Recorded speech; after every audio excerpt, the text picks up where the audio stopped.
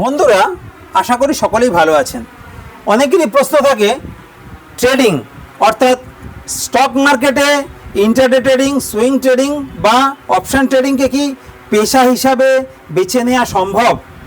আমার ব্যক্তিগত মতামতে ট্রেডিংটা একদম পেশা হিসাবে বেছে নেওয়া সম্ভব এবং এটা একটা যে কোনো ব্যবসার মতো ব্যবসা।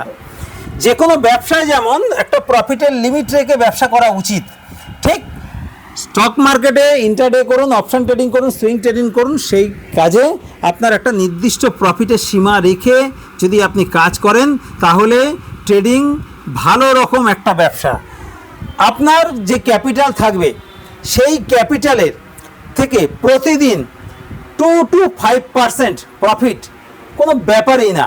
স্টক মার্কেট বা অপশান ট্রেডিং বলুন, সুইং ট্রেডিং বলুন বা ইন্টারডে ট্রেডিং বলুন, আপনাকে প্রতিদিন 2 to 5% প্রফিট সহজেই দিয়ে দেবে।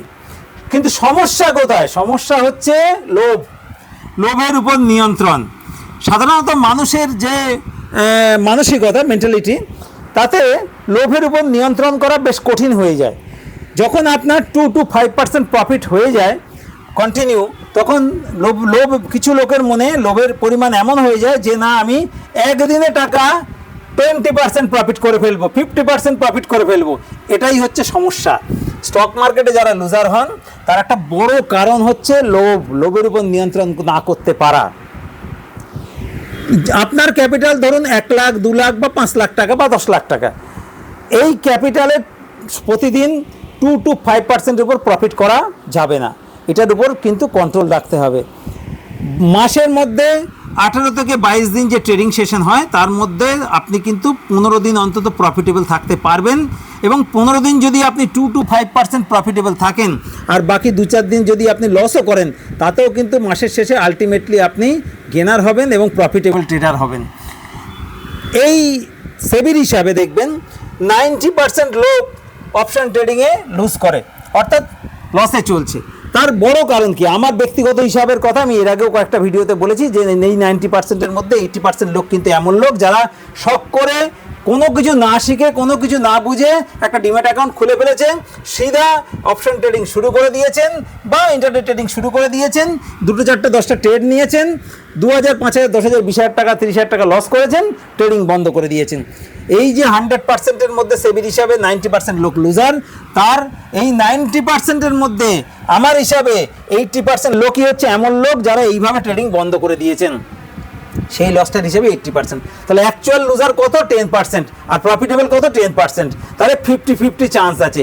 তাহলে এখন প্রশ্ন হবে যে 10% লোক লুজার, তাহলে তারা লুজার কেন?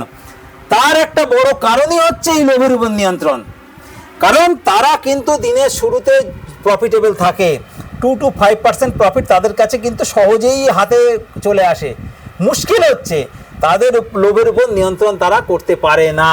তারা ভাবে একদিনে টাকা আমি 20% লাভ করে ফেলবো, 50% লাভ করে ফেলবো। তখনই কি হয় যে প্রফিটটা 2 to 5% হয়েছিল সেটাও চলে যায়। এতেই ওই 10% লোক কিন্তু লুজার, না হলে ওই 10% লোকও কিন্তু প্রফিটেবলের জায়গায় চলে আসতো। তাহলে ট্রেডিং করতে গেলে ইন্টারডে করুন, সুইং করুন, অপশান ট্রেডিং করুন, লোভের উপর নিয়ন্ত্রণ কিন্তু একটা বড় ব্যাপার। 2 to 5% প্রফিট কিন্তু সহজেই হয়। তাহলে এটাকে আপনি আপনার পেশা হিসাবে অবশ্যই বেছে নিতে পারেন। এটা আমার কোনো পরামর্শ না, এটা আমার জাস্ট অনুভূতি, আমার দীর্ঘদিনের স্টক মার্কেটে যে অভিজ্ঞতা সেখান থেকে বললাম। আপনি পেশা হিসাবে নেবেন কি নেবেন না সেটা সম্পূর্ণ আপনার ব্যক্তিগত ইচ্ছা। আপনি আপনার আর্থিক যে পরামর্শদাতা আছে তার অবশ্যই পরামর্শ নেবেন, আমার পরামর্শ কাজ করবেন না। ট্রেডিং শিখুন, ট্রেডিং করুন, সুস্থ থাকুন, ভালো থাকুন। ধন্যবাদ।